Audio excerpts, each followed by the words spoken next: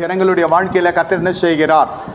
இந்த இச்சை என்ன செய்யும் என்றால் அந்த யுத்தத்தை கொண்டு வருகிறதா இருக்கும். வீட்டில் பெரிய பிரச்சனைகள் வரும். பெரிய பிரச்சனைகள் வருகிறதெல்லாம் இந்த பாவத்தினுடைய சம்பூர்ணம் அடைகிறது. வாழ்க்கை என்ன வாழ்க்கை சம்பூர்ணம் அடைகிறது என்றால் இந்த இடத்துல நீங்கள் பார்த்தீங்கன்னாக்கா வேதம் சொல்லுகிறது. 2 சாமுவேல் நீங்கள் ராஜாக்கள் புஸ்தகத்தில் நீங்கள் வாசித்தால் 1 ராஜாக்கள் 11வது அதிகாரத்தில் பார்த்தீங்கன்னா சாலமோன் அந்த மனுஷனுக்கு கர்த்தர் 2 விஷயம் தரிசனமாகிறான். தரிசனம் எதற்கு கர்த்தர் நமக்கு ஆகணும்? நம்முடைய பயணங்களிலே கர்த்தர் இருக்கிறார், தேவ சித்தத்தின்படி நம்முடைய ஓட்டம் இருக்கிறது, பயணம் இருக்கிறது என்பதை அடையாளமாகத்தான் அந்த தரிசனங்கள் நமக்கு கொடுக்கப்படுகிறது. நல்லா புரிந்து கொள்ளுங்க. இது என்ன நடக்கிறது என்று கேட்டால், இந்த மனுஷனுக்கு அந்நிய ஸ்திரீகளோட சவகாசம் உள்ளே வர ஆரம்பிக்கிறது. கர்த்தர் எழுந்தருளி சொல்லுகிறார், அந்த ஸ்திரீகளோடு சேராது, அவங்க தன்னுடைய தேவர்கள் பக்கத்தில் உன்னுடைய இருதயத்தை சாய பண்ணுவாங்க. கேட்கல, இவ்வளோ தூரம்லாம் நம்ம போகக்கூடாது. ஒரு ஸ்திரீகளில் வர வச்சு அதுக்கப்புறம் கர்த்தர் சொல்கிற அளவுக்குலாம் இருக்கக்கூடாது. நீங்கள் ரத்தத்தினால் மீட்கப்பட்ட ஜனங்க. அந்த மனுஷன் ரத்தம் சிந்தி கர்த்தரை சேவித்தான். விருத்த சேதனம் பண்ணுகிற பொழுது ரத்தம் சிந்துதல் வருது இல்லையா? அப்படி சேவித்த ஜனங்க அவங்க. நமக்காக ஒரு தேவன், நமக்காக இயேசு கிறிஸ்து ரத்தம் சிந்தி இருக்கிறார். அந்த ரத்தத்தின் வழியாக நான் தேவனை சேவிக்கிறேன். அப்போது நமக்கு என்ன அந்த முக்காடெல்லாம் நீக்கப்பட்டது. விருத்த சேதனெல்லாம் இருதயத்தில் இருக்கணும். வந்து சொல்லக்கூடிய விஷயம் இல்லை. இது வருமுன் காக்க வேண்டியவர்களாக நம்ம காணப்படுகிறோம். அந்த மாதிரி அளவுக்கு நீங்கள் விழிப்புள்ளவர்களாக இருக்கணும். ஆவிக்குரிய வாழ்க்கையில் நித்திரை சேரலாக இருக்கக்கூடாது.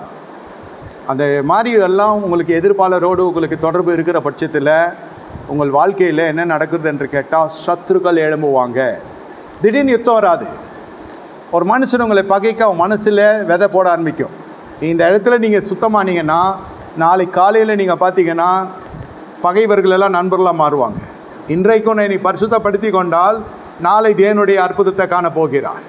உன்னை இதை செய்கிறேன் அதை செய்கிறேன்ற மனுஷன்லாம் அப்படியே இறங்கி வந்து உங்கள் முன்னாடி மடங்கடிக்கப்பட்டு காணப்படுவாங்க. காரணம் என்ன? வேதம் இப்படியாக சொல்லுகிறது, ஒருவனுடைய வழிகள் எனக்கு பிரியமாக உள்ளதாக இருந்தால் அவன் சத்துருக்கள் அவனோடு சமாதானமாக இருக்கும்படி நான் செய்வேன். அவன் சத்துருக்கள் அவனோடு சமாதானமாக இருக்கும்படி கர்த்தர் செய்வார்.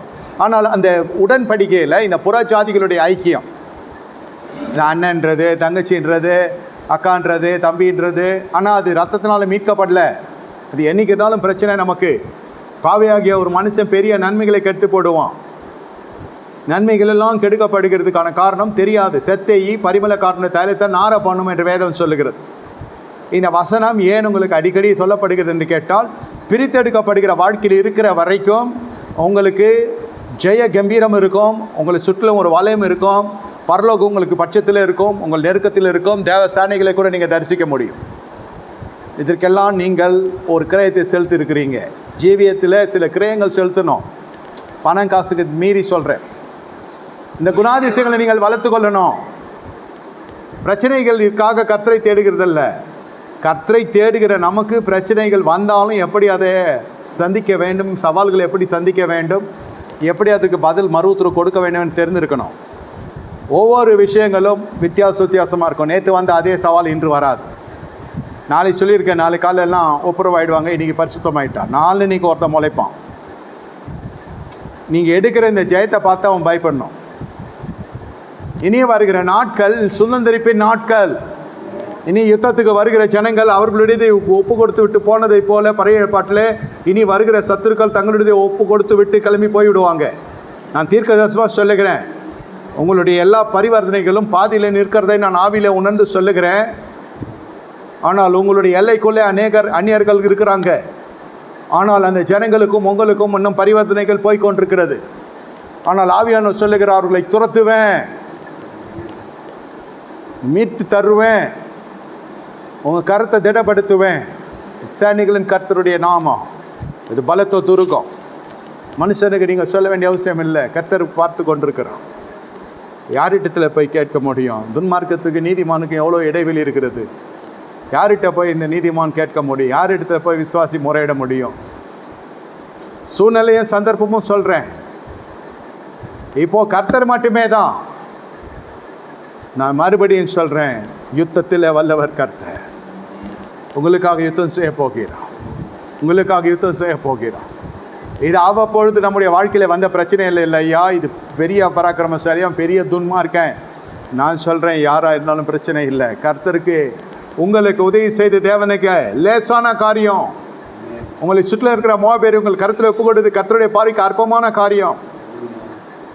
நீங்கள் ஒரு புற ஜாதிக்கு இருதயத்தில் இடம் கொடுப்பீங்கன்னா உங்கள் வாழ்க்கையில் பெரிய புயல் வீசும், பெரிய புயல் வீசும். இந்த இடத்துல ராஜாக்கள் புத்தகத்தில் நீங்கள் பார்த்தீங்கன்னாக்கா 14வது வசனம், 1 ராஜாக்கள் 11:14 கர்த்தர் சொல்லுகிறார், கர்த்தர் ஏதோமினாகிய ஆதாத் என்னும் ஒரு விரோதியை சாலமோனுக்கு எழுப்பினார். அவன் ஏதோமில் இருந்த ராஜகுலமானவன். பிரியமான தேவனுடைய ஜனமே, அடுத்தது பார்த்தீங்கன்னாக்கா ஏதோமில் இருக்கும்போது படைத்தலைவங்க யோவாப் ஏதோமில் உள்ள ஆண் மக்களை சங்கரித்து வெட்டுநூலை அடக்கம் பண்ண போனான். என்னை கேட்டுக்கொண்டிருக்க தேவனுடைய ஜனமே, இந்த இடத்துல தேவன் உங்களுக்காக யாவையும் செய்து முடிகிறது. அவன் இந்த இடத்துல கர்த்தர் அவன் மேலே கோபமாகிறார். கர்த்தர் கற்பித்ததை அவன் கை கொள்ளவில்லை. இந்த அந்நிய சாவகாசம் தேவையா? சில பேர்லாம் எழுதி போட்டிருக்கிறான், கிறிஸ்தவர்களுக்கு வீட வர மாட்டேன். பாருங்கள் எப்படி இருக்குது. அவனை கர்த்தர் ஆசீர்வதிப்பார். அவனுக்குள்ளே ஒரு வைராக்கியம் இருக்குது. நம்மளுக்கு உடக்குள்ளன்னா கூட பரவாயில்ல. அப்போ நம்ம எப்படி இருக்கணும்? நம்மளும் என்ன போடணும்? தேவ ஜனங்களுக்கு ஆனால் நம்மக்கிட்ட வந்தோன்னா ஒழுங்காக வாடகை கொடுக்க மாட்டோம். அட்வான்ஸ் கொடுத்தா வாடகை கொடுக்க மாட்டான், வாடகை கொடுத்தா அட்வான்ஸ் கொடுக்க மாட்டான். இது பெரிய போராட்டம். சரி, கர்த்தர் கிருபை தருவார். ஒன்று செத்ததாக இருந்தாலும் பலது உயிர்ப்பித்து கர்த்தர் நல்ல ஜனங்களை நமக்கு தருவார். பாருங்கள் எப்படி இருக்குது பாருங்கள். இன்றைக்கி கிறிஸ்தவர்களுக்கு வீடு தரமாட்டேன். இப்போ நம்மளும் அப்படி தான் போடணும். கிறிஸ்தவர்களுக்கு மட்டும்தான் வீடு கொடுப்பேன். வைராக்கியம் அப்படி இருக்கணும் உங்களுக்கு வாழ்க்கையில். ஏன்னா அந்த புற ஜாதிகள் இடத்துல ஏதோ ஒரு இடத்துல நம்ம தாக்கப்பட்டுருவோம், ஏதோ ஒரு இடத்துல நம்ம நாசம் அடைஞ்சிருவோம். ஆதியாகமம் புத்தகம் 37வது அதிகாரத்தில் இங்கே பார்த்தீங்கன்னா, இந்த 33வது அதிகாரத்தில் இதை போய் லேண்டு வாங்குறார் யாக்கோப். அந்த நிலம் வாங்கின பாவம், நிலத்தினாலே அந்த நில பூமியினால் இருக்க சாபம் அப்படி சொல்லலை. என்னென்னலாம் பண்ணி அந்த நிலத்தை வாங்கினாருன்னு உங்களுக்கு தெரியும். சொருபங்கள்லாம் அங்கேருந்து திருடின்னு வந்து அதெல்லாம் கையில் வச்சுக்கிட்டே பயணப்படுறாங்க. அந்த திருட்டு பொருள் கையில் இருக்கிறப்போ தேசம் திரும்பிடுச்சு. மனசெல்லாம் ஞானத்துக்கு பதில் அஞ்ஞானம் வருது. சீக்கிரம் நிலம் வாங்குறாங்க. பெண்ணு தீட்டுப்பட்டு போகிறா, படி தாண்டி ஓடி போயிடுறா வீட்டை விட்டு. அவளை கற்பெல்லாம் அவளை கெடுக்கலை, கற்பழிக்கலை, சம்மதத்தின் பேரில் உடலுறவு நடக்கிறது. இவன் அவன் மேலே பட்டுதான் இருக்கிறான். அப்படியே ரொம்ப டீப்பாக போயிடுச்சு இவங்க 2 பேருக்கும் காதல். அதுக்கப்புறம் நிறுத்த சேதனம் பண்ணலைன்னா நான் தரமாட்டேன்னு நான் பண்ணிக்கிறேன்னு அவன். இவனுங்கெல்லாம் பண்ணிகிட்டு இருக்கிறப்ப பூந்து வெட்டி ரத்த ஆறு ஓடி ஊரே நாரி போய் பேர் கெட்டு எல்லாம் போச்சு. பிள்ளைகள் எப்படி இருக்கணும்? சரி, மறுபடியும் அந்த இடத்துக்கு போகக்கூடாது. சில இடங்கள் உங்களுடைய பரிசுத்தத்தோடு போவீங்க, பரிசுத்தத்தோடு வர முடியாது. அந்த இடம் அந்த மாதிரி நீங்கள் போகக்கூடாத இடங்கள்லாம் இருக்குது. பூமியிலே சொல்கிறேன், இது ஊர் நாடு பேர் அதெல்லாம் இல்லை. துன்மார்க்கம் இருக்கிறானா, பாவி இருக்கிறானா, பரியாசக்காரர் இருக்கிறானா, வேணாம். தேவன் நம்ம பிரித்து எடுத்திருக்கிறார். ஆச்சரியத்துவமாய் நம்முடைய வாழ்க்கையை காத்துக்கொள்ளுகிற பொழுது தான் அந்த தேவனுடைய சத்துவத்து உங்கள் மீது இறங்கும். தேவன் முத்தரிக்கிறார். இங்கே என்ன நடக்குது என்று பார்த்தால், இந்த புற சாதிகள் எங்கே இருக்கிறார்களோ, எந்த இடத்தையும் ஜெயிச்சதை போல நினைத்து போனாங்களா என்னன்னு தெரியல. சீகேமில் போய் ஆடு மந்தைகளை மேய்க்க போயிட்டாங்க. அதை தேடிக்கொண்டு யோசேப்பு போகிறார், சுகம் நல்லா விசாரித்து வருவதற்கு.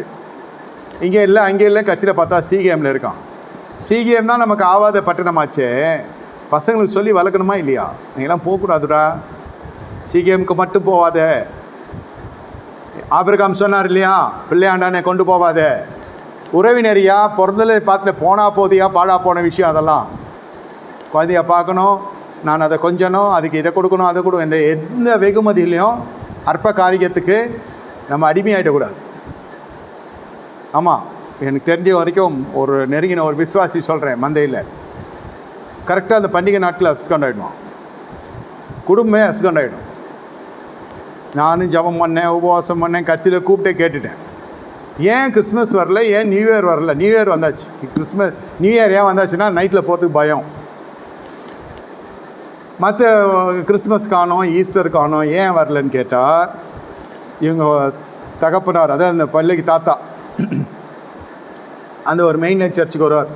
அப்போது அங்கே போய் இது ஞானசானம் எடுத்த கேஸ் இதெல்லாம் போனால் அவர் எதனா காசு கொடுப்பார், அற்ப காசு. அது 5 லட்சமே இருக்கட்டும், என்னை பொறுத்த வரைக்கும் அது அற்ப காசு தான். தேவனுடைய ஆலயத்தில் வந்து அந்த நல்ல நாளிலே கர்த்தருடைய ஆசீர்வாதத்தை பெறுகிற அந்த தாகம் போய் இந்த என்ன சொல்கிறது, அந்த அப்போஸ்தலர் 3ஆம் அதிகாரத்தில் வாசிக்கிறோமே, ஆலயத்துக்கு வெளியில் உட்காந்து பிச்சை கேட்டானே, தாயின் வயிற்றுலேருந்து வந்தவன் சப்பானி, அது மாதிரி ஆயிடுச்சு. இவன் ஆலயத்துக்கு போகிறதே பிச்சை எடுக்கிறதுக்கு, அது பெரியவங்க கொடுக்குறது காசு ஆசீர்வாதம்லாம் அது வீட்டில் போய் வாங்கிக்கலாம். ஆலயத்தை நம்ம பங்க் பண்ணக்கூடாது, ஆலயத்தை கட்டடிக்கூடாது. அதுவும் ஆலயம் தானே, நான் அங்கே போகிறேன், தாய்கிட்ட சொல்லியாச்சு, தகப்பன்கிட்ட சொல்லியாச்சு, பையன்கிட்ட சொல்லியாச்சு, வீட்டில் நேராக கூப்பிட்டு சொல்லியாச்சு, அது மாதிரிலாம் பண்ணக்கூடாது. ஞானஸ்தானம் எடுத்தாச்சு, ஒரே மந்தை ஒரே மேய்ப்பேன், அந்த காசு என்னவோ கர்த்தர் தருவார், அதெல்லாம் கேட்காது. கடைசியில் பார்த்தா 1 ஃபைன் டே ஃபுல்லாகவே வைண்டப் ஆயாச்சு. அந்த சத்தியத்தோடு அவங்களால இணைந்து போக முடியல. அவங்க ஆலயத்தை விட்டே அவங்க போயாச்சு. நான் போக சொல்ல, அவங்களே நிறுத்திட்டாங்க, வரது நிறுத்திட்டாங்க. குத்தப்பட்டு வெக்கப்பட்டு வேதனைப்பட்டு நிறுத்தப்பட்டாச்சு. நீங்கள் நினைக்கிறதெல்லாம் கொஞ்சம் காரியம் இன்றைய நாள் பொழுதுக்கு நம்ம பார்க்குறோம். அந்த நிலையில் கர்த்தர் நம்ம வைக்கல, அபிஷேகிக்கலை. ராஜ்யத்தினுடைய சுவிசேஷமே நீண்ட காலத்துக்கு நம்ம எப்போவுமே அது அந்த மாதிரி பயணப்படணும், நீண்ட காலத்துக்கு ஏற்றபடி செய்யணும். நம்ம கூடார வாசிகள் இல்லை, மேய்ப்பருடைய கூடாரம் போல் என்னுடைய வாழ்க்கை ஒழிந்து போனதுன்னு நான் நினைத்தேன். எசேக்கியா சொல்கிறார். மேய்ப்பருடைய கூடாரம்னா என்னென்னா, அந்த டென்ட்டு கட்டிட்டு டேரா தூக்குவாங்க, சொல்கிறாங்க இல்லையா, டேரா போடுறாங்கன்னு. நம்ம சொல்கிறோம் டேரானது டென்ட். அது ஆபிரகாம் அப்படி தான் கூடாரவாசியாக இருந்தார்னு வாசிக்கிறோம். இந்த எசேக்கியா அழுகிறப்போ சொல்கிறார் 38ஆவது அதிகாரம் ஏசாயால, மேய்ப்பருடைய கூடாரம் போல் என்னுடைய வாழ்க்கையை போகணும்னு நினச்சேன் ஐயா. டெம்பரவரி. கர்த்தர் எப்பொழுதுமே நிரந்தரமான சிறப்படுத்துகிற தேவன், நிரந்தரமான விடுதலை தருகிறார். குமாரனுங்களை விடுதலை ஆக்கினால் மெய்யாகவே விடுதலை ஆவீங்க.